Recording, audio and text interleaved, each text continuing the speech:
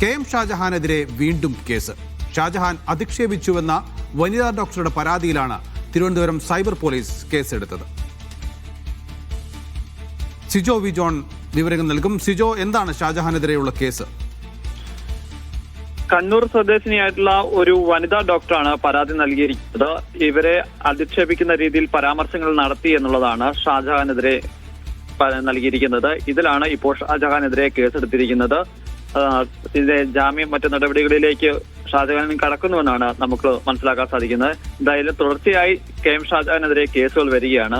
ഏറെ വിവാദമായ ഒരു സംഭവമായിരുന്നു CPM നേതായിട്ടുള്ള KJ ഷൈൻ ടീച്ചർക്കെതിരെ ഒരു പരാമർശം നടത്തുന്നത്. തുടർന്ന് അദ്ദേഹത്തിന്റെ തിരുവനന്തപുരത്തെ വീട്ടിൽ റെയ്ഡ് നടത്തുകയും അറസ്റ്റ് രേഖപ്പെടുത്തുകയൊക്കെ ചെയ്തിരുന്നു.